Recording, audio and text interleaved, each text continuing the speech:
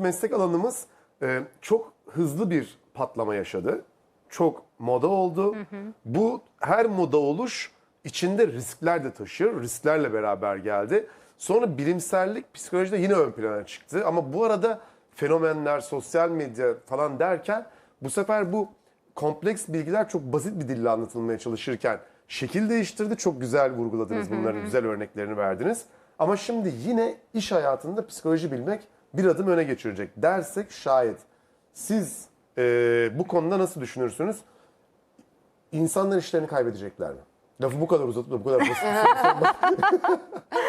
Şimdi çok tartışılan bir konu gerçekten. Şimdi sevgili Jamie hocamızın anlattığı gibi aslında iş dünyasına da böyle ışık tutan çalışmalardan, daha doğrusu raporlardan birisi Dünya Ekonomik Forumu. Dünya Ekonomik Forumu 5 yıllık öngörüler paylaşıyor.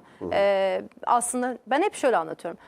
Dünyada en çok paranın konuşulduğu bir yerde son işte 7-8 yıl önceydi yanlış hatırlamıyorsam Başkan Klaus açılış konuşmasını yetenek savaşları diye açtı. Yani insan üzerinden anlattı ve çok enteresandı aslında. Çünkü hep paranın işte nasıl akacağı, hani ekonomi forumu Evet. günün sonunda.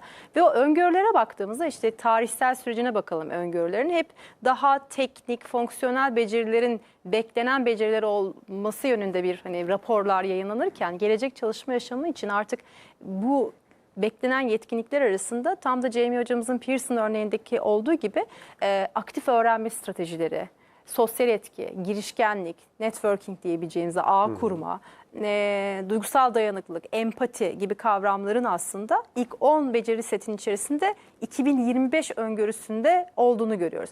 Bu aslında bize şunu getiriyor. Ben yine bir başka ifadeyle hep, şimdi bunu İngilizce karşılığı söylemek zorundayım, kusura bakmasınlar ama dinleyenler, yani hep hard skill, soft skill diye bir ifade vardır iş dünyasında. Yani daha hard skill dediğimizde fonksiyonel, teknik beceriler ve soft skill dediğimizde işte insani, beşeri konular. Bunlar da böyle olsa da olur, olmasa da olur. Önemli olan aslında bir kişinin başarılı olması için işte nereden mezun olduğu, işte efendim hangi üniversitede eğitim aldığı ya da hangi teknik beceriyi bildiği gibiyken bu bahsettiğimiz konular hep geride kaldı ve uzun yıllar aslında çok duygusal ilişkilerin zayıf olduğu, duygunun konuşulduğunda aslında bunun bir zayıflık olarak nitelendirildiği iş ortamları da karşılaştık. Şimdi tersine dönüyor. İşte bakın, paranın en çok konuşulduğu yerde bile deniyor ki hayır, bu böyle olmalı. Hatta Türkiye'de de var bunun araştırmaları. Hatta Baltaş grubunun da içinde olduğu bir araştırma vardı. Onlar da yaptıkları çalışmaya göre 2 kişi düşünün. Teknik becerilerinde, işte geçmiş deneyimlerinde, eğitimlerinde çok benzerler. Belli bir noktaya gelmişler, belli bir iş dünyasında belli bir seviyeye gelmişler. Şuna bakıyorlar, yüksek IQ mu, yüksek EQ mu? Hangisinin belirleyici olacağına bakıyorlar. Aslında yapılan araştırma, Türkiye datası da bu şekilde gösteriyor. Belli bir noktadan sonra üst düzey yönetici olabilmek için sadece yüksek IQ'nuzun olması yeterli değil. Tam tersine ortalamanın biraz ortalama seviyede bir IQ'ya sahip olup yüksek EQ, yani duygusal zekaya sahip olan kişilerin daha yüksek pozisyonlara geçebildiğini gösteriyorlar. Şimdi senin soruna şöyle yanıt vereceğim. Beceriler böyle ilerlerken yapay zeka ya da teknoloji insanların yerini alacak mı sorusu.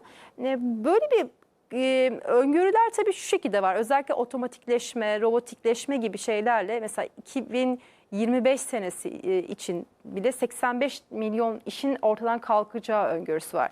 Hatta OECD raporuna göre şu anki bebeklerin, yani benim oğlumun da dahil olduğu grup diyeceğim, büyüyüp iş sahibi olduklarındaki durum, işte 20'li yaşlardaki hangi mesleği yapacakları diye baktığımızda %67'si yaklaşık, hatta 64 ya da 67 olması gerekiyor. Ne yapacağını bilmiyoruz. Yani o meslek henüz yok ortada. Şimdi o kadar aslında bu değişen teknolojiyle beraber bu bize şunu düşündürtüyor. Evet, birçok meslek gidecek. Biz işsiz kalacağız. Ama öte yandan işte diğer araştırmalar da insani faktörlerin çok önemli olacağını söylüyor. Hani başta dedim ya, VUCA, uyanık olmak dedim. Aslında bu dönem bence şunun, yani gençler için özellikle şunu söyleyebilirim. Öğrenme kaynaklarınızı geliştirmeniz, tek bir alana sabitlenmemek, daha fazla aslında beceri geliştirmek ve hangi meslekte olursanız olun, hangi eğitimi almışsanız almış olun. Ben bunu psikoloji öğrencilerine de söylüyorum. İşte her zaman şunu söylüyorum. Ben psikoloji öğrencisiyim, örnek veriyorum. Benim kodlamayla ne işim olabilir? Hayır, herkesin işi olabilir. Ya da işte sadece mühendistir analitik zeka ya da analitik beceri. Yok öyle bir şey. aslında çok daha böyle geçirgen bilgilerin olduğu ve birbirimizin alanlarına belki bu anlamda girebildiğimiz bir dönemde olacağız. Eğer öyle olursa mesleklerin çok kişinin aslında ne diyeyim var olan mesleğe gidebilir ama kendisi aslında yeni mesleklerle varlığını sürdürebilir. Burada bir tane örnek vereceğim bu arada. Çok sevdiğim bir TED Talk konuşması var. Ben genelde kendi çalışmalarımda da çok söylüyorum. Ama çok hoşuma giden bir uluslararası bir araştırma firmasının aslında 4000 farklı liderle tüm dünyada yaptığı bir araştırmanın çıktısı. Orada 3 tane soru ortaya atıyorlar. Diyorlar ki 21. yüzyıl lideri aslında neye sahip olmalı? Yani kimler 21. yüzyılda başarılı liderler olabilir? 3 soru çok basit sorular. Bir tanesi şunu söylüyor. Diyor ki eğer bir lider olarak kendi en yakınınızdaki çevrenize bakın, görüştüğünüz sosyal çevrenize. Bu kişiler birbirinden farklı özellikleri sahipse yani genel olarak hayata bakış açısı, beğenileri, işte eğilimleri çeşitlilik arz ediyor mu? Bir kere birinci soru bu. İkincisi bir değişim olacağı zaman pozitif ya da negatif fark etmeksizin sen bu değişimin herhangi bir sinyali yokken bile bunu sezinleyebiliyor musun? Yani bir öngörü geliştirebiliyor musun? Üçüncüsü bu benim en sevdiğim. Seni bugüne kadar başarılı kılan özelliklerinden bugün vazgeçmeye hazır mısın? Yani bildiğini unutmaya, unlearn ya da bırakmaya hazır mısın? Bunların hepsine evet diyebiliyorsan 21. yüzyılda başarılı bir lider olabilirsin diyor. O yüzden hangi meslekler kalır gider? Bunlar nasıl diyeyim böyle bir astrolojik anlamda belki çok söylenebilir ama aslında biz teknolojinin getirdiklerine ne kadar uyumlanabilirsek, ne kadar kendimizi adapte edebilirsek, ne kadar çeşitlenebilirsek o kadar da farklı opsiyonlarımız ve bizim kendi üst versiyonlarımız da çıkacak